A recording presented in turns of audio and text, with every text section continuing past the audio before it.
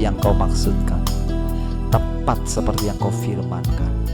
Terima kasih Bapa. Dalam nama Tuhan Yesus, haleluya. Sama-sama katakan amin. Silakan duduk saudara. Baik, puji Tuhan. Shalom saudara. Ya, maaf kalau ada gangguan suara di Facebook ya, tapi di radio suara cukup jelas. Ya, kita berdoa semua peralatan yang kita pakai ini boleh dipakai oleh Allah menjadi sarana bagi Dia untuk boleh berbicara bagi gerejanya hari-hari ini. Haleluya. Baik, kalau mau saya kasih judul ya. Firman Tuhan hari ini adalah dipulihkan kepada yang semula. Ya. Saudara, kita ketahui saudara bahwa segala sesuatu itu saudara sudah terjadi ya. Saudara, ketika Yohanes melihat di Pulau Patmos ya, gambaran apa yang sedang terjadi yang ada di kitab Wahyu ya. Kalau kita perhatikan saudara, bahwa kemarin saya sampaikan kepada saudara bahwa Yohanes itu adalah rasul yang terakhir.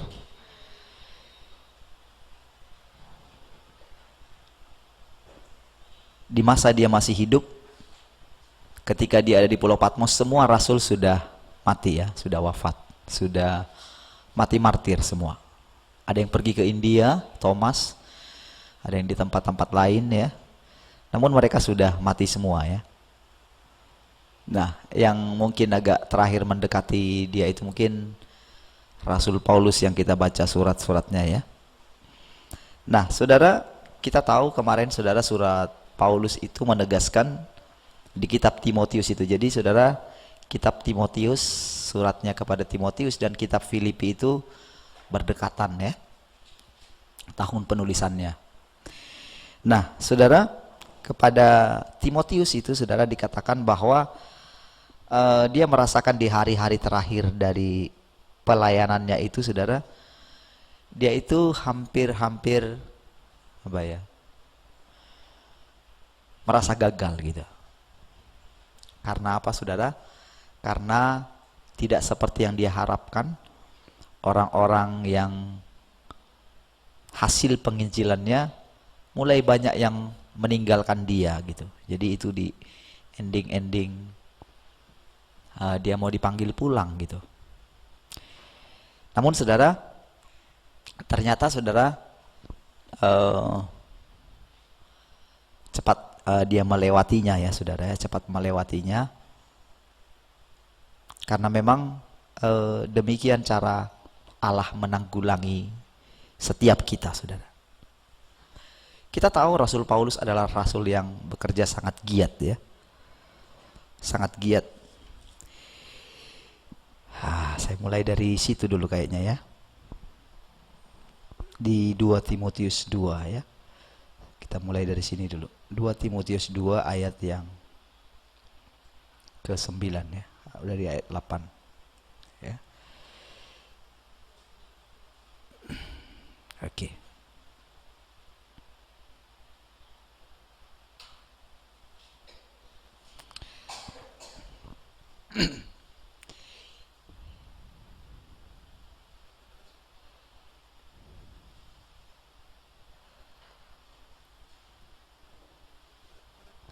Ingatlah ini, Yesus Kristus yang telah bangkit dari antara orang mati, yang telah dilahirkan sebagai keturunan Daud, itulah yang kuberitakan dalam Injilku.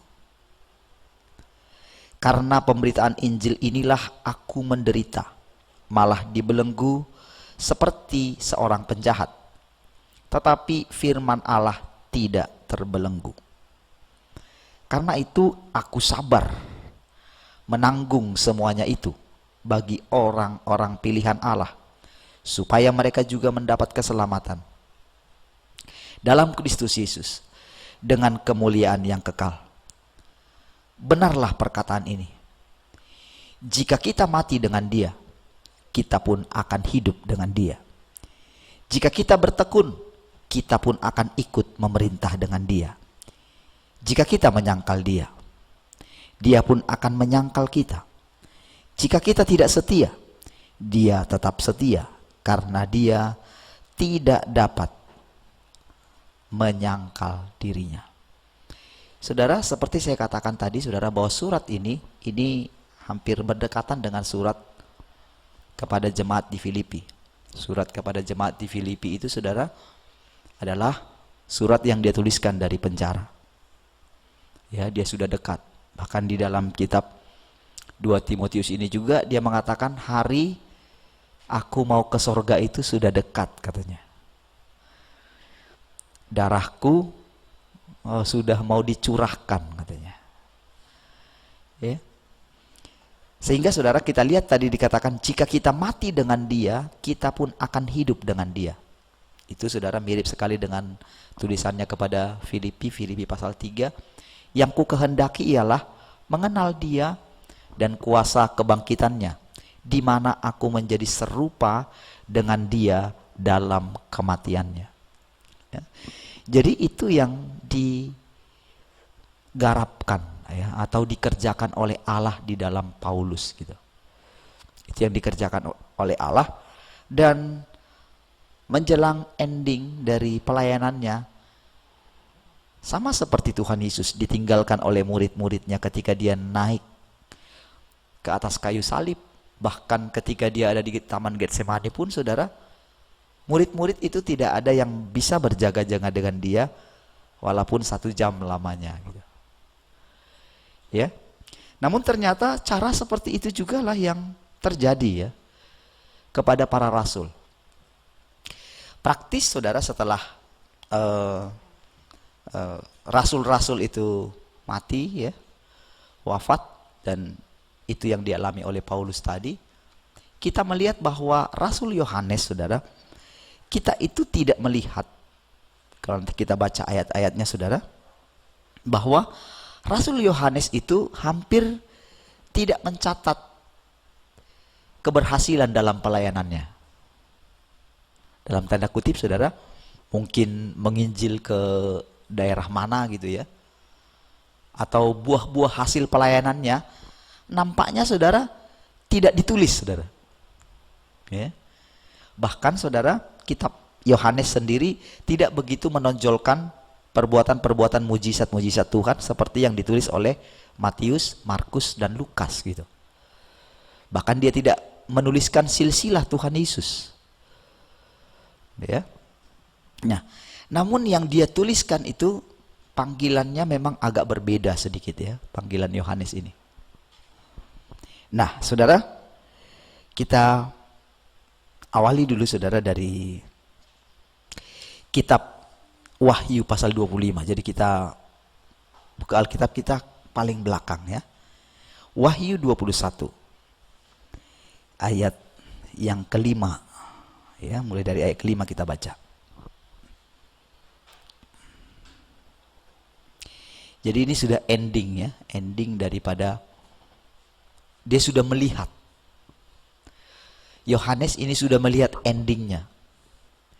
Jadi nggak melihat di tengah-tengah apa yang terjadi.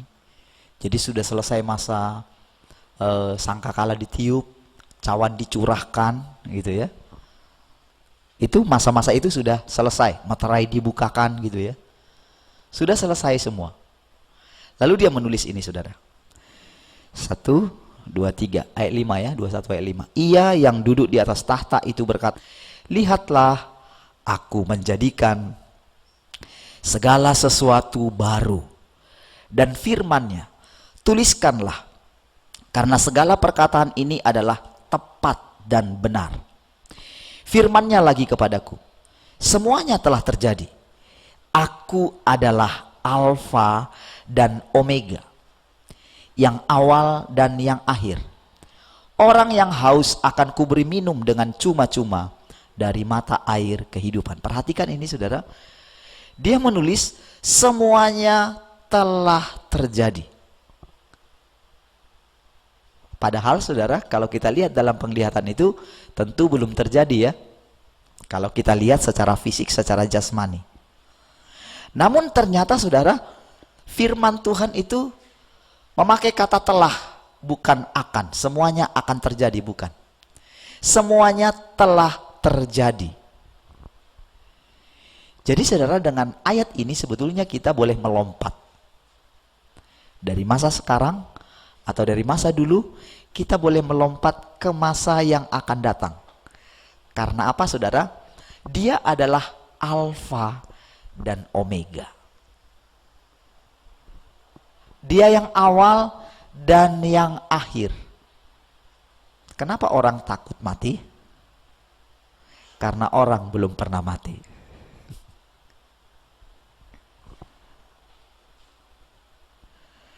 Orang berpikir saudara, orang mati itu dikatakan sudah dilupakan orang.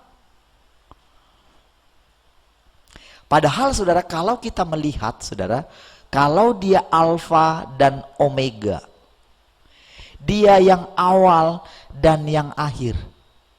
Segala peristiwa-peristiwa kengerian yang sedang terjadi di sepanjang, di tengah-tengah ini saudara, kalau kita tahu akhirnya saudara, tentu kita tidak akan terhanyut di segala peristiwa buruk yang terjadi dalam hidup kita.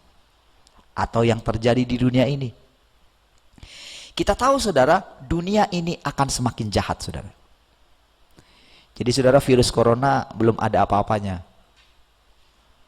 Jadi tidak usah terlalu pusing memerangi virus ini ya. Karena memang saudara, ini harus terjadi. Karena saudara, ini adalah akibat daripada buah pengetahuan yang baik dan jahat yang dimakan oleh manusia. Setiap orang yang tidak tinggal di dalam dia, hanya ada dua bapak. Kalau enggak bapaknya iblis, minggu yang lalu masih ingat ya. Kalau enggak bapaknya iblis, bapaknya Allah. Kenapa dikatakan bapaknya iblis? Karena memang sejak semula dia ada di sana. Dia dijadikan hampir sama dengan anak manusia, Lucifer itu saudara. Kejadiannya luar biasa. Namun dia memberontak. Upah pemberontakan inilah setiap keturunannya. Jadi hanya dua bapak tadi. Kalau enggak bapaknya iblis, bapaknya Allah. Ya, perhatikan. Dia mengatakan di sini saudara, lihatlah aku menjadikan segala sesuatu baru. Dan firman-Nya, tuliskanlah karena segala perkataan ini adalah tepat dan benar. Firman-Nya lagi kepadaku, semuanya telah terjadi.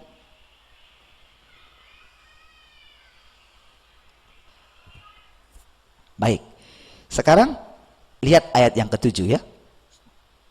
Barang siapa menang, ia akan memperoleh semuanya ini, dan aku akan menjadi Allahnya, dan ia akan menjadi anakku. Saudara, padahal saudara, ketika kita menerima Tuhan Yesus, kita kan sudah diangkat jadi anak saudara. Amin. Tetapi di kitab Wahyu ini diulangi lagi, bahwa hanya orang yang menanglah yang dikatakan jadi anak. Amin saudara. Dikatakan, barang siapa menang, ia akan memperoleh semuanya ini. Dan aku akan menjadi Allahnya, dan dia akan menjadi anakku. Saudara, kemenangan kita bukanlah usaha kita. Amin. Kemenangan kita adalah karena kita mau tinggal di dalam Dia yang sudah menang. Amin saudara. Memilih untuk tinggal di dalam Dia yang sudah menang. Itu pilihan kita. Makanya dikatakan kepada ketujuh jemaat itu, dikatakan barang siapa yang bertelinga hendaklah ia mendengar. Amin. Lalu selalu diakhiri dengan barang siapa menang. Saudara, kalau kita lihat kepada ketujuh jemaat itu, seolah-olah saudara, Tuhan itu tidak adil. Karena ada jemaat yang tinggal di tengah-tengah iblis, markasnya iblis. Ada yang harus menderita aniaya gitu. Tapi ada jemaat Philadelphia yang terlindungi saudara.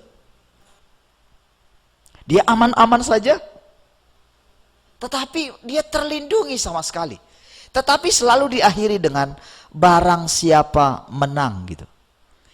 Jadi saudara, Allah tidak memperdulikan kita tinggal di mana atau apa yang sedang kita alami.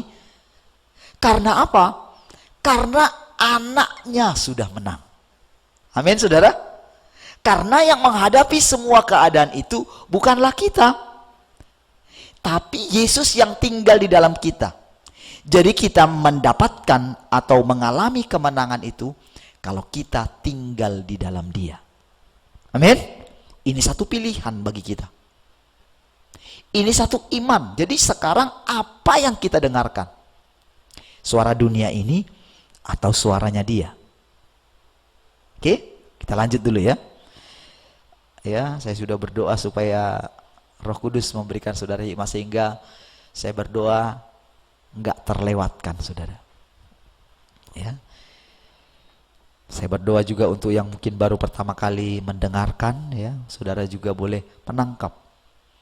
Saudara mungkin sudah membaca ayat firman Tuhannya, tapi pengertiannya belum tentu saudara dapatkan. Belum tentu saudara.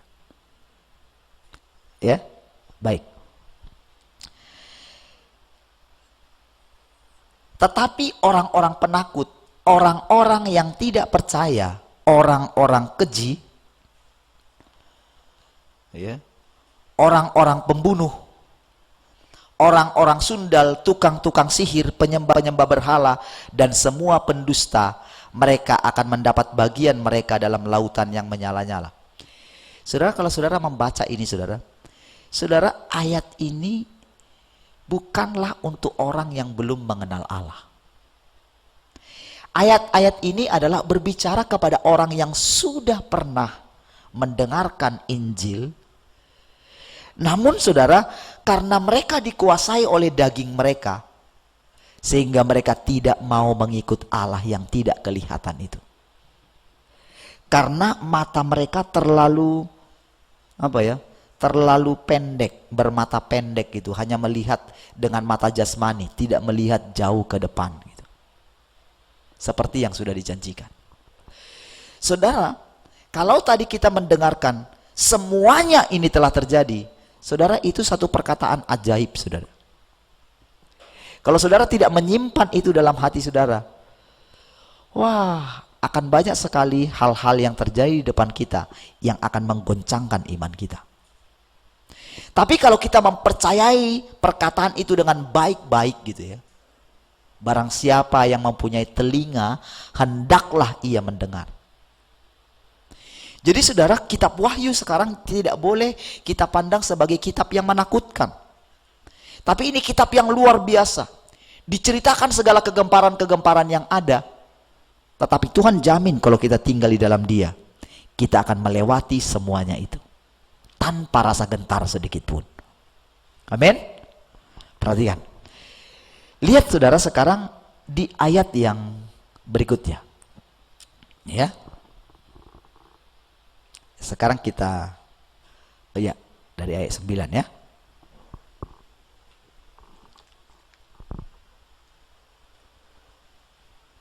Oke. Maka datanglah seorang dari ketujuh malaikat yang memegang ketujuh cawan yang penuh dengan ketujuh malapetaka terakhir itu. Lalu ia berkata kepadaku, katanya, marilah ke sini. Aku akan menunjukkan kepadamu pengantin perempuan mempelai anak domba. Wow. Saudara, ada satu hal yang dialami oleh banyak hamba Tuhan, termasuk saya ya, termasuk Elia, termasuk Paulus yang tadi yang kita pelajari, termasuk Yohanes saudara. Karena tepat sepeninggal daripada rasul-rasul itu saudara, gereja ketujuh jemaat itu saudara, mereka mengalami kemunduran, tepatnya gereja Efesus saudara. Sehingga saudara, ketika dia ada di hadapan Allah, ketika dia melihat tidak ada yang dapat membuka meterai itu saudara, dia itu menangis. Kenapa dia menangis? Karena dia bilang, tidak ada yang dapat dianggap layak membuka meterai itu. Lalu seorang malaikat datang, dia berkata, jangan menangis katanya. Samuel kecewa dengan pilihannya atas Saul. Dia kecewa, jadi sampai matinya Saul, saudara, Samuel itu tidak berjumpa lagi dengan Saul. Dia kecewa. Dan saudara, itu yang membuat dia juga tertinggal barangkali ya. Karena dia masih bisa dipanggil oleh tukang pemanggil arwah. Sampai meninggalnya Samuel ya, jadi berarti Saul tidak pernah lagi berjumpa dengan Samuel. Ya. Nah, dia kecewa, saudara. Saudara, dikatakan tadi saudara, ketujuh malaikat yang memegang ketujuh cawan yang penuh dengan ketujuh malapetaka terakhir itu, ya, seorang dari ketujuh malaikat. Tentu saudara, segala sesuatu yang tertulis dalam Alkitab itu saudara, bahwa itu tidak asal-asal saudara. Kenapa enggak yang lain gitu? Kenapa enggak Tuhan Yesus aja gitu kan? Kenapa harus salah seorang dari ketujuh malaikat itu? Dan ketujuh malaikat itu tadinya itu yang megang meterai yang terakhir gitu loh. Kenapa bukan yang lain? Tentu ada tujuannya, saudara. Saudara, dia berkata begini, marilah ke sini. Aku akan menunjukkan kepadamu pengantin perempuan mempelai anak domba. Wow. Di satu sisi, saudara, dia seperti pembawa malapetaka. Tapi di sisi yang lain, dia menunjukkan sesuatu yang sudah selesai. Saudara, jangan saudara berpikir pengantinnya belum siap sedia. Kalau kita lihat di ayat ini dikatakan, semuanya sudah siap sedia. Sudah ada gambaran asli yang ada di sorga. Ini yang ditunjukkan kepada Yohanes. Ini bukan akan. Karena sebelumnya ayatnya berkata, semuanya telah terjadi. Amin. Berarti ada blueprint yang sudah tersedia.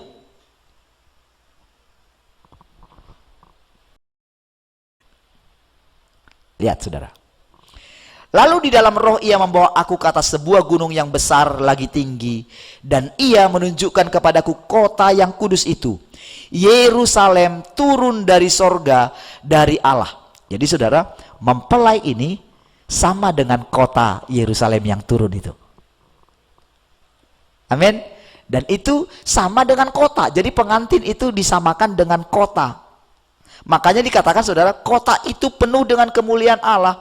Dan cahayanya sama seperti permata yang paling indah. Bagaikan permata yaspis. Jernih seperti kristal. Temboknya besar lagi tinggi. Dan pintu gerbangnya 12 bla bla dan sebagainya saudara. Dan dikatakan saudara, tadi bahwa itu dikatakan dia turun. Dia seperti, kalau kita lihat sampai ke bawah itu saudara,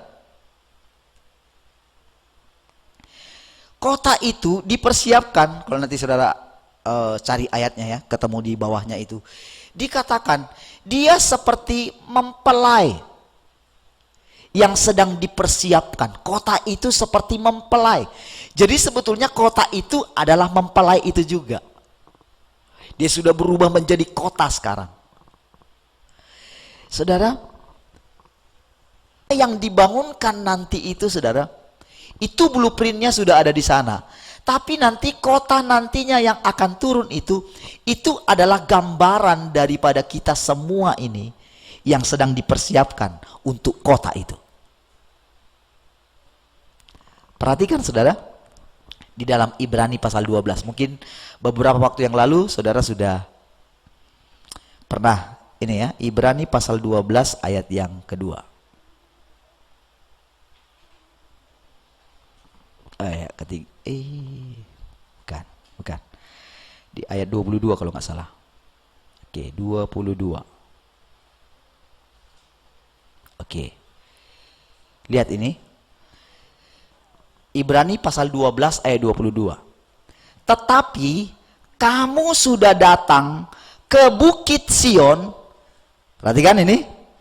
ke kota Allah yang hidup, Yerusalem sorgawi, dan kepada beribu-ribu malaikat, suatu kumpulan yang meriah. Lalu, dan kepada jemaat anak-anak sulung yang namanya terdaftar di sorga, dan kepada Allah yang menghakimi semua orang, dan kepada roh-roh orang-orang benar yang telah menjadi sempurna, dan kepada Yesus pengantara perjanjian baru, dan kepada darah pemercikan yang berbicara lebih kuat daripada darah Habel. Perhatikan ini saudara, ini penting saudara. Kenapa mesti diulang-ulang saudara? Kamu telah datang ke Bukit Sion, kamu datang ke kota Allah yang hidup, Yerusalem surgawi. Ternyata semuanya ini saudara, selanjutnya ini juga ada di dalam Allah saudara, di dalam dirinya Allah juga saudara. Jadi saudara, jangan berpikir bahwa pengantin itu ya, karena kita datang, kita hanya memenuhi kuotanya sampai kuotanya menjadi penuh. Saudara, kalau ada yang mengatakan saudara, kalau Injil ini sudah sampai ke ujung bumi, baru tibalah kesudahannya. Saudara yang dikasihi Tuhan, ini perlu saya katakan sama saudara, Injil sudah sampai ke seluruh muka bumi. Percaya nggak saudara? Karena apa yang kita katakan saudara, ketika kita katakan di alam roh, itu terjadi saudara, didengarkan oleh segala makhluk. Kebenaran ini baru disingkapkan hari-hari ini kepada kita. Ketika Tuhan Yesus memulai, akan tiba waktunya dan sudah tiba, bahwa orang-orang mati akan mendengarkan suara anak Allah, dan mereka yang mendengarnya akan hidup. Saudara, banyak kita berpikir, oh belum semua mendengar. Siapa bilang Injil ada sekarang semua di media sosial saudara? Dan setiap orang sekarang saudara, kalau kita lihat kemajuan teknologi sudah sampai ke 5G saudara. Sekarang coba kita lihat, online kan semua kan? Dan tidak ada yang melarang, tidak perlu kita katakan untuk kalangan sendiri saudara. Karena memang kita dilarang untuk beribadah secara bersama-sama. Sekarang ibadah online, saudara berpikir ini sebagai sesuatu yang iya kebetulan. Tidak ada yang kebetulan saudara, semua dirancangkan oleh Allah. Dan yang kita sampaikan ini saudara, didengarkan, baik didengarkan hari ini atau nanti sesudah ini, pasti akan dicari orang, dan pasti orang akan mendengarkan.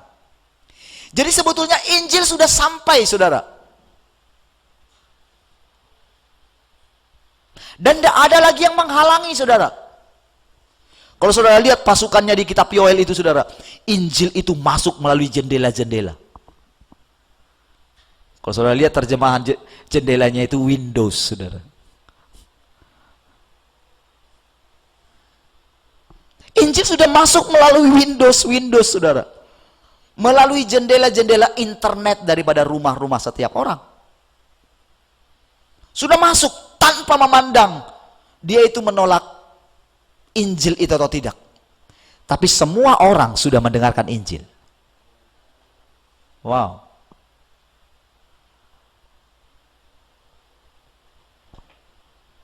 Saudara, ketika Yohanes menulis saudara,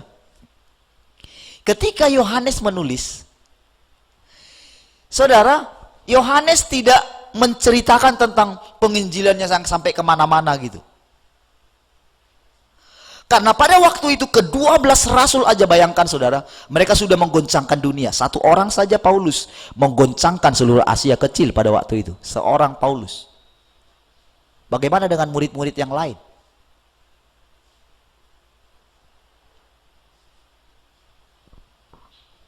Apakah mereka belum mendengarkan Injil?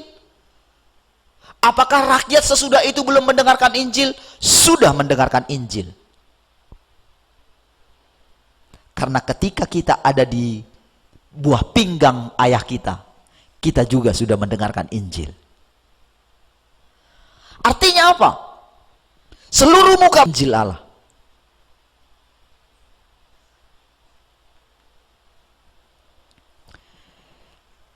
Saudara, Jadi dikatakan saudara, kita datang kepada jemaat anak-anak sulung yang namanya terdaftar di sorga, dan kepada Allah yang menghakimi semua orang, dan kepada roh-roh orang-orang benar yang telah menjadi sempurna. Ayat ini saudara diawali dengan, kalau saudara lihat di pasal yang ke-12 ini, di ayat yang pertama itu saudara, karena kita mempunyai banyak saksi bagaikan awan yang mengelilingi kita, marilah kita menanggalkan semua beban dan dosa yang begitu merintangi kita, dan berlomba dengan tekun dalam perlombaan yang diwajibkan bagi kita. Saudara, mereka itu seperti awan saksi. Awan itu sangat dekat saudara. Bahkan kalau saudara boleh merasakan saudara, ketika saudara membaca tulisan-tulisan mereka yang ada di dalam Alkitab, mereka sedang berbicara kepada saudara. Bahkan kalau saudara membaca tulisan-tulisan daripada orang-orang sebelum kita, atau orang-orang setelah zaman Alkitab saudara,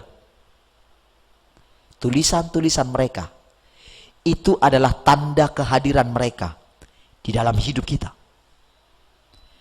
Jadi kita tidak pernah kehilangan orang-orang yang memperlengkapi hidup kita. Mereka ada di sekitar kita. Pengajaran mereka itu hidup sekali saudara.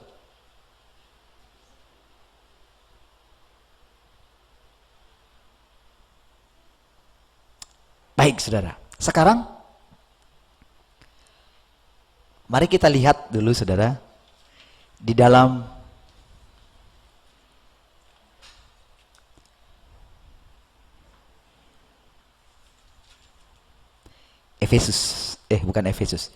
Kitab Wahyu pasal yang kedua dulu. Wahyu pasal yang kedua, kita lihat ayat yang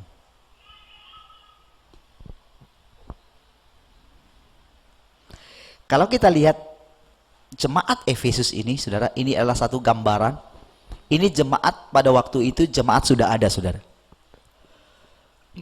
Jadi di satu sisi saudara, pesan ketujuh jemaat ini, pesan juga kepada kita, jemaat yang hidup sesudah itu, juga pesan asli kepada jemaat yang nyata hidup di zaman itu.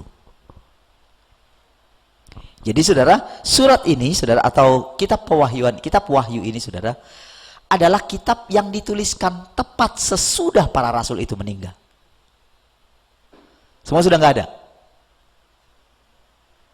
Dan yang paling terakhir mungkin itu adalah Paulus ya, yang mungkin tulisan-tulisannya itu, dari situ kita boleh melihat bagaimana kekecewaan dia.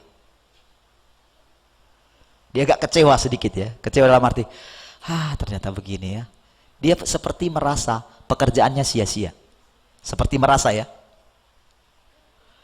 Tapi pada akhirnya saudara, dia berkata, aku sudah menyelesaikan pertandingan dengan baik katanya. Dan aku mau beristirahat katanya. Wah, saya kemarin baca ya, itu tulisan itu. Wah, saya ini sekali saudara. Oh begitu ya. Saudara, melihat pekerjaan Allah yang sudah selesai, namun saudara kita tergoda juga untuk melihat sepertinya pekerjaan itu belum selesai. Kalau kita melihat kondisi gereja hari-hari ini, ada banyak hamba Tuhan akan menjadi seperti Elia. Aku tidak lebih baik dari nenek moyangku. Karena dia mengukur pekerjaannya. Jadi dia melihat nenek moyangnya. Tentu yang dilihat saudara, bukan yang jelek-jelek saudara. Tentu yang hebat-hebat. Ketika panggilan Tuhan datang sama dia saudara, dia kejar dengan kekuatan.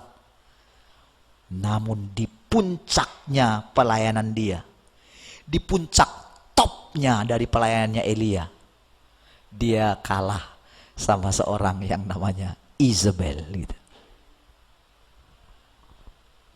Entah kenapa tiba-tiba saudara dia seperti, wah, yang tadinya sangat perkasa sekali saudara, tetapi saudara, tiba-tiba saudara di hadapan Isabel itu melempem saudara.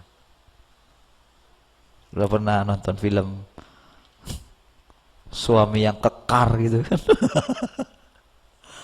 Marah-marah sama orang, tapi begitu pulang sama istrinya, cuci piring, cuci piring. Kira-kira gitu, saudara. Ya. Di puncak top pelayanannya, saudara, dia harus lari dari seorang perempuan yang hanya mengatakan, oh, hebat kali dia ya. Tunggu, kalau dia nggak akan mati seperti salah seorang nabi-nabiku gitu, jangan bilang gimana gitu. Wah, hanya ancaman seperti itu, saudara. Padahal dia sudah membantai 400 nabi Baal, saudara. Dan dia mulai berkata, sedang apa kamu di sini? Oh, sedang giat-giatnya. Masa Tuhan nggak tahu? Hanya aku sendiri, katanya. Namun saudara, Tuhan bilang apa sama dia? Tidak, aku masih sisakan 7.000 orang yang tidak menyembah Baal. Dan tahukah saudara, sejak saat itu perjumpaan dia dengan Allah di tahapan kedua dari perjalanan imannya. Sejak itu dia tidak lagi melakukan pelayanan-pelayanan yang wah gitu. Semua, bahkan Isabel itu, saudara, bukan mati di tangannya dia, tapi di tangan orang-orang yang selanjutnya nanti diurapi oleh Elisa gitu ya. Tapi dia sudah nubuatkan gitu. Dan apa yang terjadi dengan dia? Dia diangkat hidup-hidup oleh Allah. Wow, itu ada 2 tahapan. Saudara, gereja sedang masuk dalam tahapan yang terakhir ini, saudara.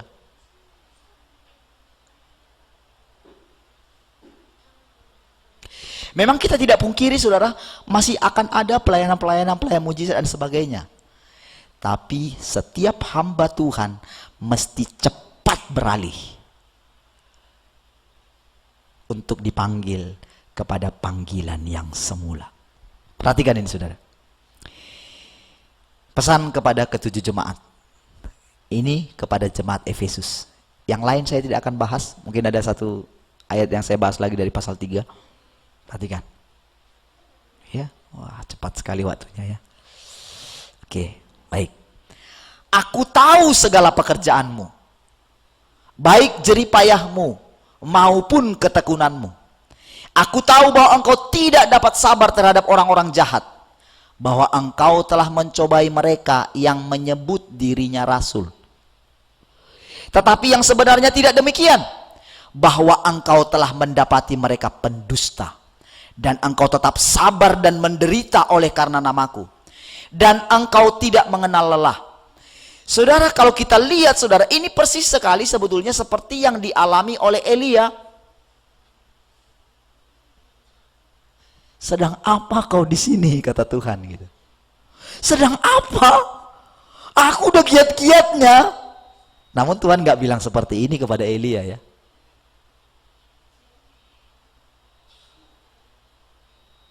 Namun kita lihat, saudara, perjumpaan dengan Tuhan itu membuat cara pandangnya berbeda sama sekali. Dan inilah pesan kepada jemaat Efesus yang lagi giat-giatnya, namun dikatakan, namun demikian aku mencela engkau karena engkau telah meninggalkan kasihmu yang semula. Sebab itu ingatlah betapa dalamnya engkau telah jatuh. Bertobatlah dan lakukanlah lagi apa yang semula engkau lakukan. Jika tidak demikian, aku akan datang kepadamu, dan aku akan mengambil kaki dianmu dari tempatnya, jikalau engkau tidak bertobat. Tahukah saudara, jemaat di kota Efesus sendiri sampai hari ini, padahal dulu di situ masih ada gereja, ini kan gereja pertama yang ada di Efesus. Tapi tahukah saudara, sampai hari ini, karena perkataan Tuhan ini, gereja secara fisik pun tidak ada di Efesus. Sudah 1000 tahun lebih, saudara. Jadi nubuatan ini digenapi kira-kira 1000 tahun. Secara fisik, gereja secara fisik pun sampai tidak ada jejaknya. Wow. What is the matter? Apa yang sedang Tuhan lakukan hari-hari ini di tengah-tengah gerejanya?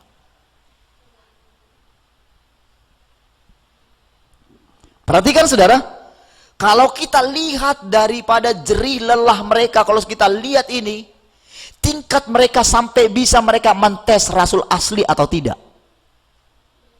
Jadi saudara, ini kan ceritanya kan rasulnya kan sudah pada mati ya, rasul yang asli ya. 11 rasul yang lain sudah pada mati, termasuk Paulus sudah mati. Jadi saudara, rasul yang dimaksud di sini bukanlah rasul yang ini. Berarti ada tumbuh rasul-rasul baru. Namun saudara, jemaat ini begitu luar biasanya sampai bisa metes rasul. Dan dikatakan saudara, dikatakan bahwa mereka tetap sabar dan menderita oleh karena namaku. Dan engkau tidak mengenal lelah. Dari segi pekerjaan saudara, dari segi pelayanan saudara, mereka tidak tertandingi. Tapi menurut Tuhan, mereka sudah sangat jatuh dalam sekali saudara. Karena apa? Mereka sudah meninggalkan kasih yang semula. Saudara, kasih yang semula itu saudara, dari bahasa Inggrisnya dan bahasa Yunaninya saudara, dipakai kata proten, artinya yang terbaik. Jadi kata proten itu saudara sama dengan yang di Lukas pasal 15 ketika anak yang hilang itu, anak yang bungsu itu kembali ya. Ketika anak yang bungsu itu kembali, bapaknya kan bilang gini, kenakanlah kepadanya jubah yang terbaik. Jadi kata terbaik itu memakai kata yang sama dengan kasih yang semula tadi, proten itu saudara. Jadi ketika saya baca ini sudah, saya ada yang posting ini sudah, saya lihat, wow, luar biasa sekali. Jadi saudara, dia ingin kembali kita itu saudara, tidak bisa lupa saudara, bahwa kita mesti kembali kepada kasih yang awal. Ini bukan masalah kasih kita saudara. Karena banyak orang berkata kasih semula, oh ingat dulu waktu kita baru lahir. Enggak. Itu sangat kecil sekali nilainya. Tapi yang tertinggi nilainya adalah kasih Allah yang semula. Untuk inilah Yesus mau mati, supaya kita dikembalikan kepada kasih kita, yang kasihnya yang semula itu kepada kita, supaya kita itu kembali kepada Dia. Artinya apa saudara? Artinya saudara, sebelum kita melakukan apapun, sebelum kita tahu berbuat apapun, Dia sangat mengasihi kita. Artinya apa? Dia tidak peduli masa apa sebetulnya yang terjadi, masa pengenalan kita. Tetapi kita mesti ingat, kita itu dilingkupi oleh kasih Allah yang sempurna, yang tidak pernah gagal. Kalau kita memiliki cara pandang yang seperti ini, cara pandang kita terhadap orang lain berbeda. Cara pandang kita terhadap gerejanya, terhadap hamba Tuhan A, hamba Tuhan B, hamba Tuhan C, itu akan berbeda. Tidak sesuai, tidak gini loh, tidak sama dengan cara pandang kita. Hari-hari ini kan banyak begini saudara. Hari-hari ini banyak yang mengkultuskan seseorang. Kenapa saudara jemaat Korintus dikatakan itu jemaat yang duniawi, Kristen duniawi? Karena mereka mengatakan, aku golongan Paulus, aku golongan Apolos, aku golongan Kristus. Mereka membeda-bedakan saudara. Itu adalah perasaan lebih, merasa lebih daripada yang lain. Ini juga sebetulnya awalnya yang membuat Kain itu sebetulnya jatuh sampai membunuh Habel. Hanya karena gini saudara, korbannya tidak diterima. Karena dia merasa yang sulung, sementara korban adiknya ini diterima. Dia panas hatinya saudara. Karena merasa apa? Dia merasa ini tidak layak, saudara. Ini yang sering terjadi, kita jadikan ukuran sehingga saudara, kita ini tidak dipenuhi lagi dengan kasih Allah. Wow. Dalam hati saya saudara, belum tentu semua bisa nangkap yang saya sampaikan. Nanti saya ulangi lagi ya di radio ya.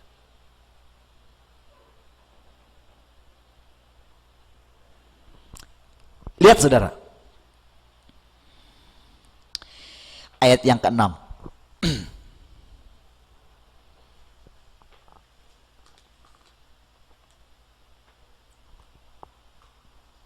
Yaitu engkau membenci segala perbuatan pengikut-pengikut Nikolaus yang juga kubenci. Saudara, kalau di situ dijelaskan ya begini, saya sangat tertarik sekali saudara dengan ini perkataan ini ya. Kenapa tertarik? Karena ini saudara, karena sudah sering saya sampaikan tapi tidak dapatkan pengertian. Jadi begitu dapatkan pengertian dari sini, saya seperti saya sampai mata saya melotot. Oh ya, perhatikan saudara, kata Nikolaus itu saudara, itu berasal dari dua kata ya. Yang pertama, Niko itu artinya menguasai. Kata Niko ya, bukan nama Niko. Jangan salah. Ya, jadi kata Niko itu saudara berasal dari kata artinya menguasai. Laus itu artinya adalah awam. Jadi saudara, di zaman itu sudah mulai ada kasta-kasta gitu. Jadi di zaman itu sudah mulai ada perbedaan gitu.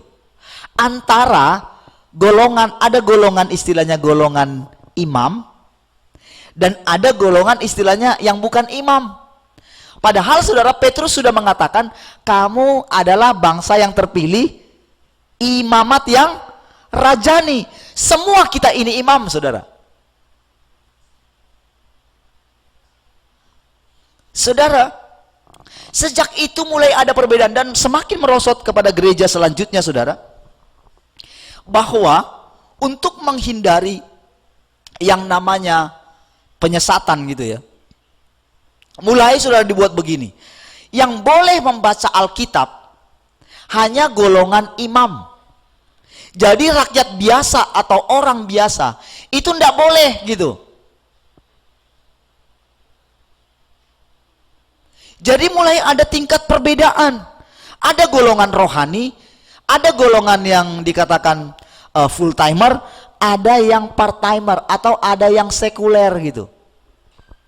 Ada yang rohani, ada yang sekuler. Seolah-olah saudara, seolah-olah jemaat ini bisa bersatu dengan dunia untuk menopang pendetanya yang harus terpisah dari dunia.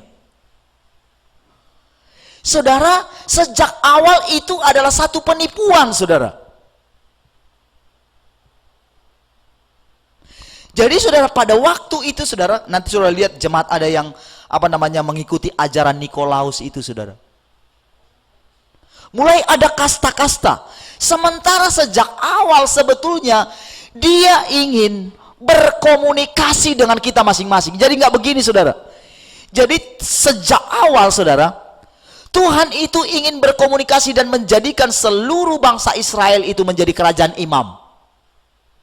Namun karena mereka itu takut berjumpa dengan Tuhan dan mereka menyembah lembu emas itu saudara, disitulah Musa itu melemparkan dua loh batu itu saudara, sehingga perjanjian yang pertama itu menjadi gagal saudara. Sehingga jadilah ada yang namanya golongan imam Lewi saudara. Karena hanya imam Lewi yang masih mengikuti Tuhan, orang Lewi yang masih mengikuti Tuhan pada waktu itu. Sehingga pada waktu itu ketika turun Tuhan murka, orang Lewi ini harus menyandang pedang untuk membunuh seluruh suku-suku yang lain sampai murka Allah itu surut saudara. Namun saudara, itu bukanlah pusat kehendak Allah. Pusat kehendak Allah adalah seluruhnya kita ini Makanya dikatakan, kamu akan jadi anakku. Dan inilah yang sedang Tuhan kerjakan hari-hari ini, saudara.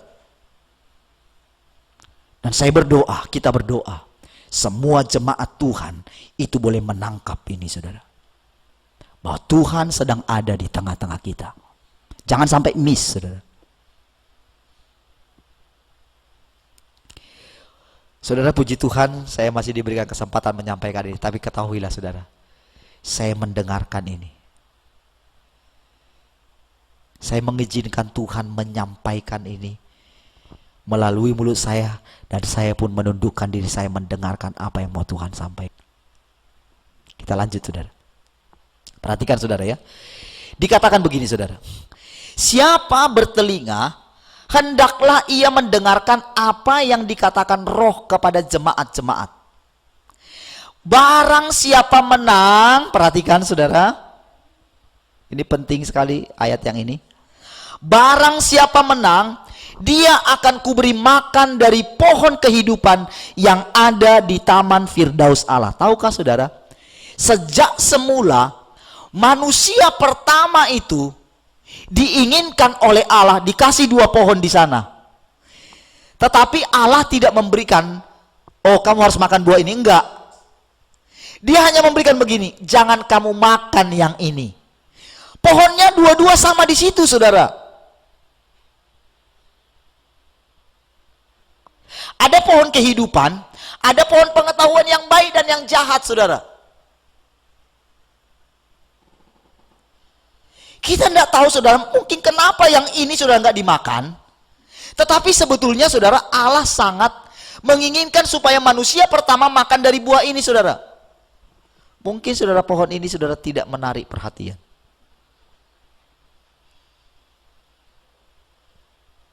Itu sebabnya dunia ini menawarkan sesuatu yang menarik bagi mata jasmani kita. Pengetahuan, pelajaran yang semakin tinggi. Tetapi, saudara, kita tidak menginginkan persekutuan dengan Allah.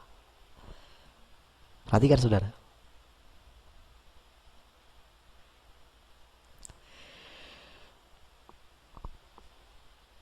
Saudara, jadi Allah ingin kita kembali ke settingan awal. Makanya dikatakan kembali kepada kasih yang semula. Kasih yang terbaik.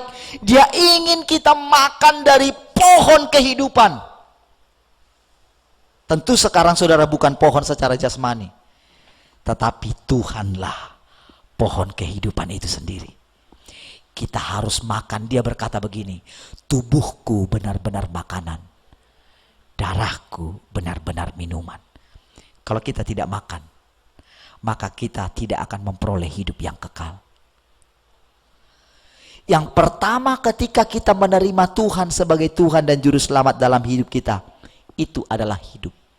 Tetapi selanjutnya, kita mesti makan setiap hari dari pohon kehidupan itu. Itu adalah makanan asli kita. Itulah hubungan kita dengan Dia. Jadi, saudara, di waktu-waktu yang tersisa ini, saudara, kita mulai kembali dan bertobat, makan kembali dari pohon kehidupan itu. Tapi lihat ini, saudara, barang siapa menang. Artinya apa, saudara? Pilihan ada di tangan kita, mau menang atau kalah. Menang di sini adalah iman kita untuk tetap tinggal di dalam Dia dan Dia di dalam kita. Menang di sini adalah memperhatikan setiap perkataannya dan menjadikan itu menjadi kesukaan bagi kita.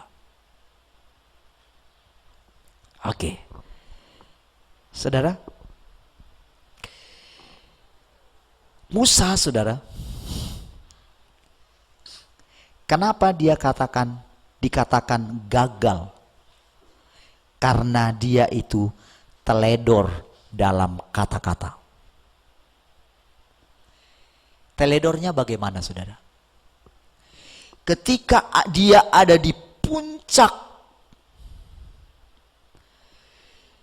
saudara, tadinya dia ini, saudara, bersungut-sungut ya. Kenapa dia sampai bersungut-sungut? Kenapa sampai Musa ini tidak bisa lagi menjaga dirinya? Karena orang-orang Israel ini memahitkan hatinya.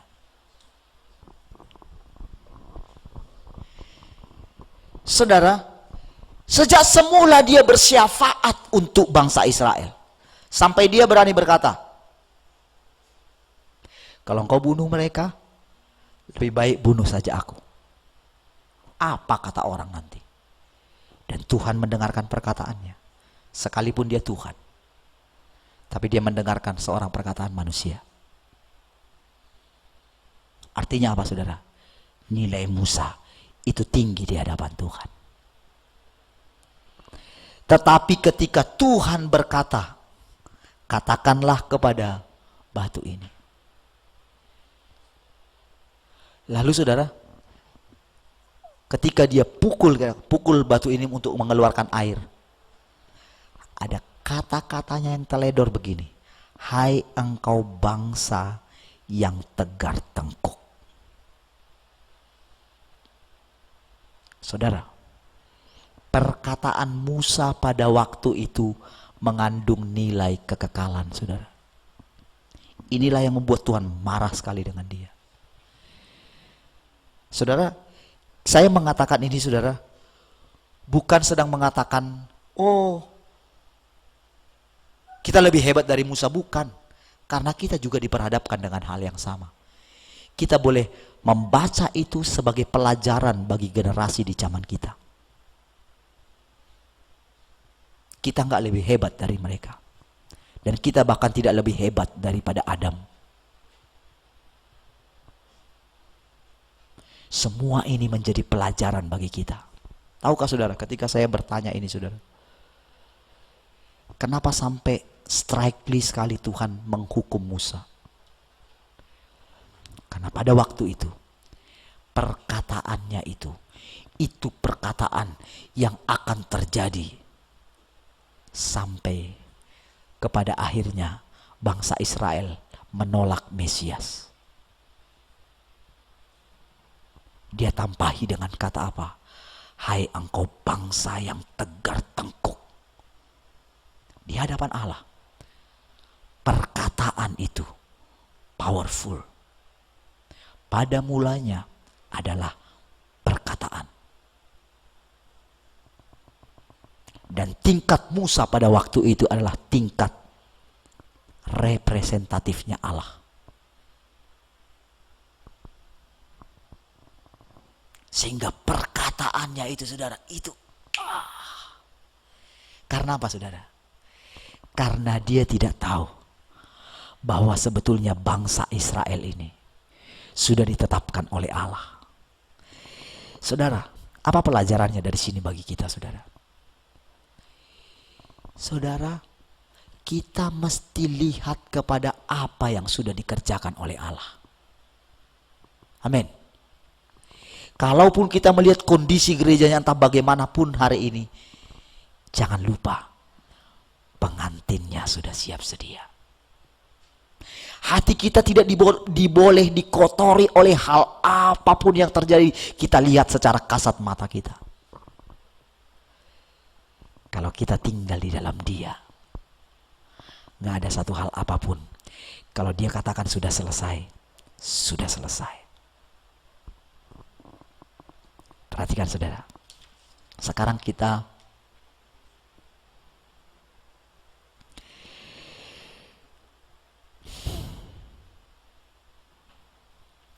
saudara, beberapa waktu yang lalu saya katakan tentang Yesaya. Yesaya juga ketika tadinya saudara, ketika dia mengatakan kepada celakalah kamu, celakalah kamu, itu firman Tuhan benar. Tetapi saudara, ketika Tuhan membawa Yesaya melihat seperti yang dilihat oleh Yohanes ini saudara, yang pertama dia lakukan adalah dia menutup mulutnya dan berkata, aku manusia celaka. Kenapa saudara? Karena aku tinggal di tengah-tengah bangsa yang najis bibir. Tahu maksudnya apa saudara? Kalau kita tinggal di tempat yang salah, bukan di tempat yang benar, maka kita menjadi orang-orang yang celaka. Kalau kita mengizinkan hal-hal dunia ini sampai membuat kita pahit hati, kata-kata kita menjadi salah dan kita menjadi tinggal di situ. Tapi Tuhan mau kita tinggal di tempat yang benar, di gunung kudusnya Allah. Makanya dikatakan di dalam Wahyu 3 ayat 18. Coba lihat. Ya, kita agak lewat sedikit ya, enggak apa-apa, masih ada beberapa ayat nih, tanggung, nggak bisa saya hentikan saudara. Ya, saya sudah agak cepat. Perhatikan ayat 18, kita baca 1, 2, 3. Maka aku menasihatkan engkau supaya engkau membeli daripadaku emas yang telah dimurnikan dalam api. Ini kepada jemaat yang terakhir ini saudara, jemaat Laodikia. Ini berbicara kepada kita, jemaat yang hidup di zaman akhir. Jemaat Laodikia, jemaat yang sangat kaya.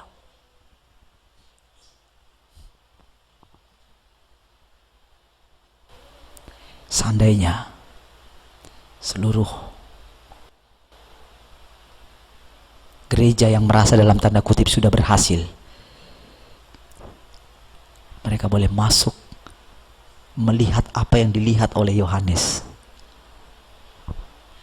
harusnya ada pertobatan yang sangat radikal hari-hari ini.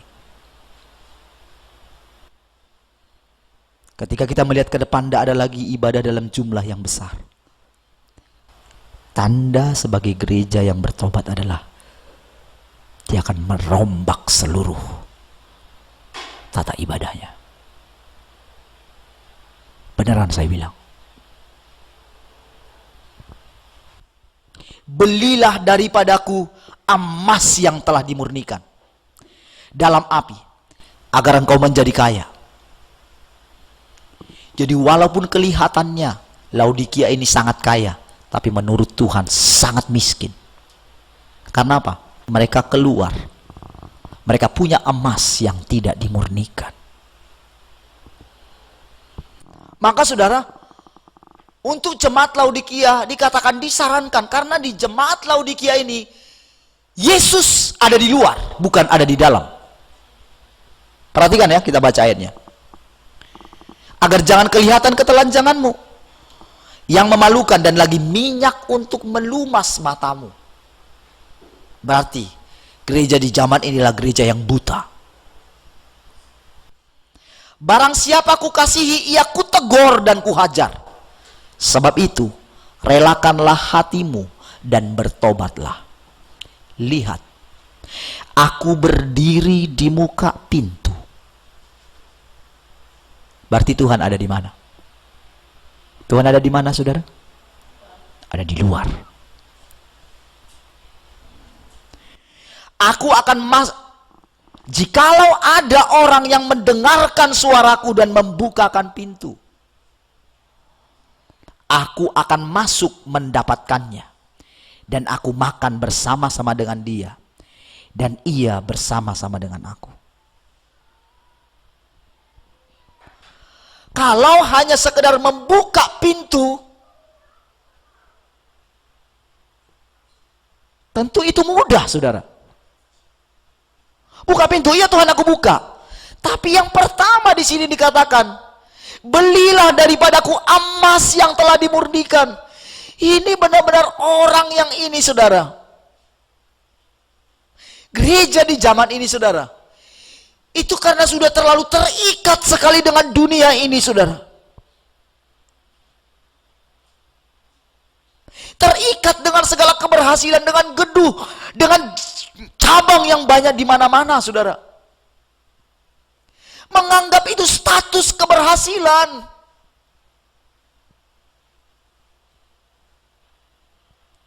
Tapi Tuhan ternyata ada di luar. Ingat tadi yang dikatakan kepada jemaat Efesus tadi, saudara. Dalam segi pekerjaan, saudara, pekerjaan mereka luar biasa. Dari segi karunia, karunia mereka luar biasa. Tapi Tuhan katakan juga kepada mereka, engkau telah jatuh terlalu dalam.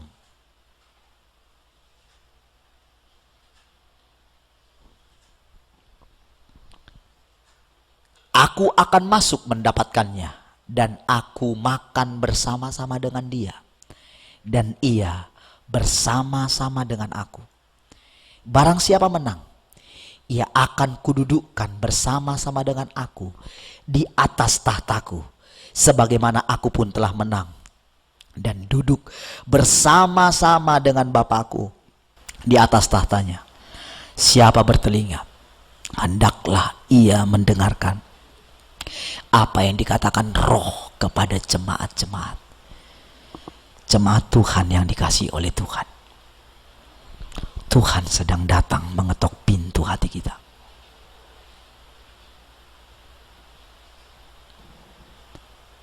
Dan yang paling pertama sekali kita lakukan adalah belilah dari Tuhan emas yang telah dimurnikan. Hanya ketika kita datang mendesak kepada Dia, menerobos masuk ke dalam hatinya, kita mesti kembali kepada firman yang awal sebelum kita mendapatkan keberhasilan-keberhasilan ketika kita tinggal di dalam Dia.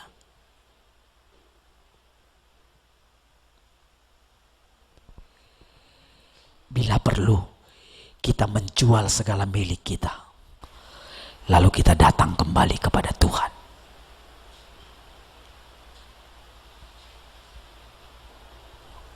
Perhatikan saudara, sekarang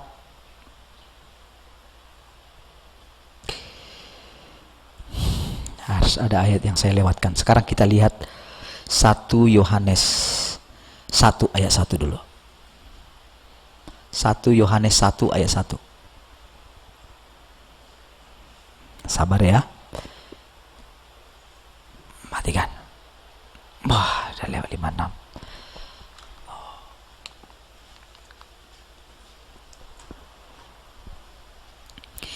Haleluya. Apa yang telah ada sejak semula, yang telah kami dengar, yang telah kami lihat dengan mata kami, yang telah kami saksikan, dan yang telah kami raba dengan tangan kami tentang firman hidup, itulah yang kami tuliskan kepadamu. Jadi saudara, yang telah kami saksikan, maksudnya Yesus yang mereka saksikan, yang menjadi manusia, yang bisa mereka pegang, yang bisa mereka raba, bahkan yang bisa disendengkan kepalanya kepada dadanya Tuhan Yesus. Hidup itu telah dinyatakan, dan kami telah melihatnya. Dan sekarang kami bersaksi dan memberitakan kepada kamu tentang hidup kekal yang ada bersama-sama dengan Bapa dan yang telah dinyatakan kepada kami. Perhatikan saudara, yang sedang saya bacakan ini saudara adalah di mana Yohanes sedang membawa jemaat itu kembali kepada yang awal. Bukan manifestasi-manifestasi yang akan kita peroleh setelah kita mendapatkan hidup itu. Karena banyak orang atau hamba Tuhan menjadi gagal karena dia melihat manifestasi Tuhan dalam hidupnya.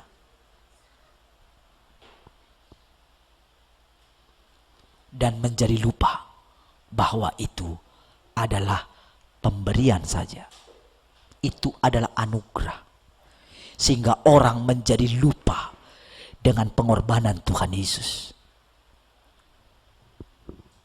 Sehingga banyak yang sudah mempertunangkan jemaat bukan kepada Tuhan Yesus, tapi kepada dirinya. Itulah yang terjadi. Ketika seorang hamba Tuhan mungkin dianiaya dengan perkataan-perkataan sesat, lalu yang lain yang merasa sepaham dengan beliau akan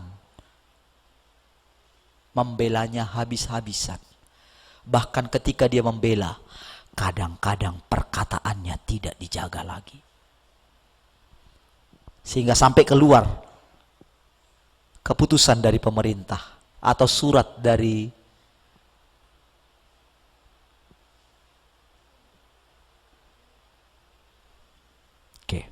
Ya. Tetapi saudara, ketika Tuhan Yesus mengatakan, ketika dia dikatakan sesat, Tuhan bilang apa? Kalau gurumu dibilang sesat atau pengikut Belzebul gitu, melakukan kuasa dengan kuasa Belzebul gitu. Itu parah sekali saudara. Belzebul itu adalah dari dari alam maut gitu. Penguasa alam maut gitu. Kalau dia mengatakan gurumu demikian, apalagi kamu katanya. Lihat saudara. Sekarang kami bersaksi memberitakan kepada kamu tentang hidup kekal. Apa yang telah kami lihat dan yang telah kami dengar itu kami beritakan kepada kamu juga. Supaya kamu pun beroleh persekutuan dengan kami. Perhatikan saudara, ini penting sekali di kata terakhir ini. Ya, aduh. 5 menit kalau bisa saya selesaikan. Haleluya. Dan persekutuan kami adalah persekutuan dengan Bapa dan dengan anaknya Yesus Kristus. Dan semuanya ini kami tuliskan kepada kamu supaya sukacita kamu menjadi sempurna. Lihat saudara, persekutuan kami adalah persekutuan dengan Bapa dan dengan anaknya Yesus Kristus. Inilah persekutuan yang benar. Amin. Karena dia mengatakan saudara, supaya kamu beroleh persekutuan dengan kami. Sekarang saudara, kata persekutuan itu sudah menjauh daripada arti yang sesungguhnya. Sekarang kata persekutuan sudah diganti menjadi dengan, ayo barang siapa yang mau merasakan mujizat Tuhan, datanglah di sini. Dan dibuatlah satu atraksi-atraksi supaya tetap orang ada di sana. Ini salah besar. Persekutuan yang benar adalah persekutuan kita dengan Tuhan Yesus, dengan Allah Bapa. Inilah yang dikatakan oleh Yohanes. Inilah yang sedang kita dikembalikan kepada persekutuan yang benar. Supaya kamu pun beroleh persekutuan dengan kami. Berarti, kalau ada orang yang tidak melakukan persekutuan dengan Allah, dengan Kristus, mereka tidak termasuk dalam persekutuan ini. Wow. Saya ketika baca itu terbelalak sekali saudara. Semoga ini ayat yang terakhir, 2 ayat 28. 1 Yohanes 2 ayat 28.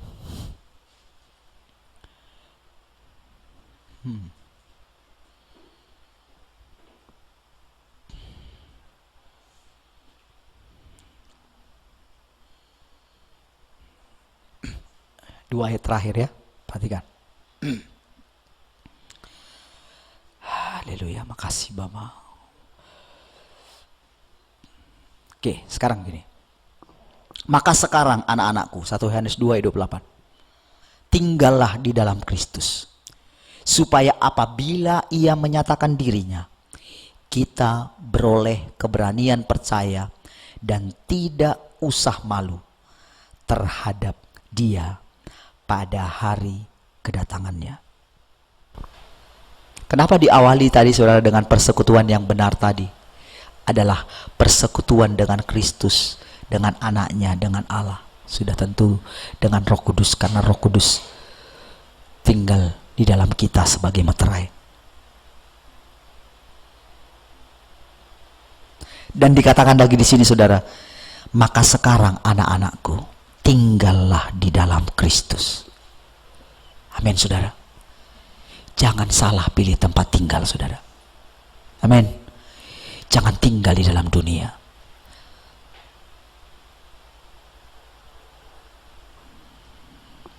Supaya apa saudara? Apabila ia menyatakan dirinya, kita beroleh keberanian percaya dan tidak usah malu terhadap dia pada hari kedatangannya. Kenapa dikatakan tidak usah malu? Kenapa orang bisa menjadi malu? Karena apa? Dia akan malu karena selama ini orang itu menganggap ada sesuatu yang dia buat untuk pekerjaan Tuhan. Dia sangat malu. Karena setiap orang, kalau saudara baca kitab Wahyu 24, yang namanya tua-tua pun melemparkan mahkotanya. Mahkota itu adalah hadiah, saudara. Artinya mahkota ini adalah dia terima karena dia melakukan sesuatu. Tapi ketika mereka melihat anak domba yang disembelihkan itu, mereka lemparkan mahkotanya. Mereka tidak layak untuk itu.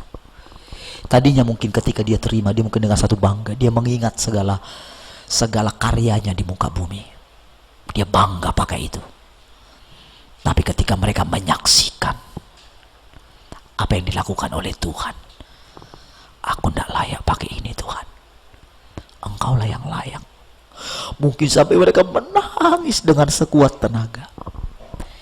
Saudara, kalau kita tinggal di dalam Dia, bahkan puji-pujian terhadap diri kita sendiri pun akan sangat kita benci.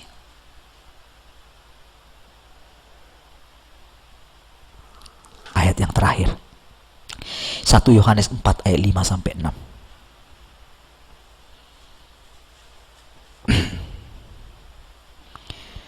Saudara, kita baca dulu ayat yang dari terjemahan baru, tapi nanti kita harus baca firman Allah yang hidup.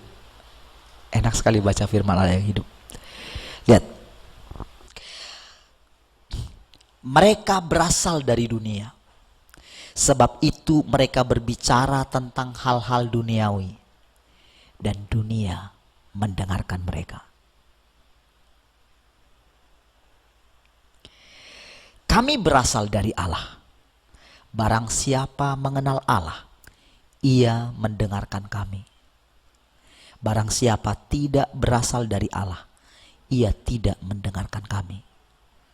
Ia tidak, itulah tandanya roh kebenaran dan roh yang menyesatkan. Perhatikan ini, kita baca di firman Allah yang hidup.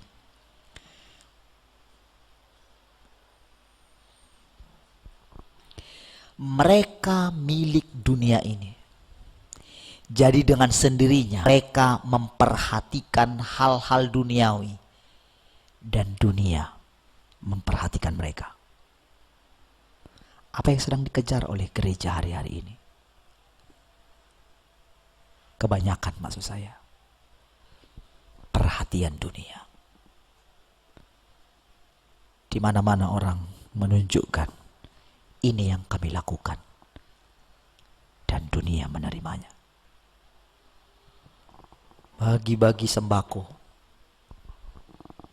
nggak salah dengan itu.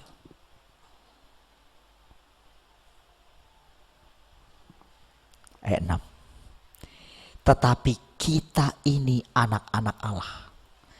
Jadi hanya mereka yang telah berjalan dan berbicara dengan Allah yang mau mendengarkan kita. Wow. Saya ketika baca ini, saudara, saya gemetar. Ya Tuhan. Itu langsung semua segala kekecewaan. Karena mungkin merasa tidak didengarkan gitu ya. Karena ayatnya jelas berbicara. Hanya mereka yang telah berjalan dan berbicara dengan Allah yang mau mendengarkan kita. Orang lain tidak akan mau. Itulah cara lain untuk mengetahui apakah suatu berita benar-benar berasal dari Allah. Karena jika berasal dari Allah, dunia tidak akan mau mendengarkannya. Wow. Apakah berita yang kita dengar selama ini adalah berita yang ingin didengar dunia? Atau berita yang didengar yang tidak mau didengar oleh dunia? Itulah yang dikatakan oleh Paulus tadi. Perhatikan ini baik-baik. Yang kuberitakan kepadamu adalah Yesus yang lahir yang mati, dan yang bangkit. Yesus yang lahir menjadi manusia. Yesus yang mati, memikul salib. Dan Yesus yang bangkit. Karena itulah aku harus dipenjarakan. Selama ini berita kita, berita gereja menjadi berubah.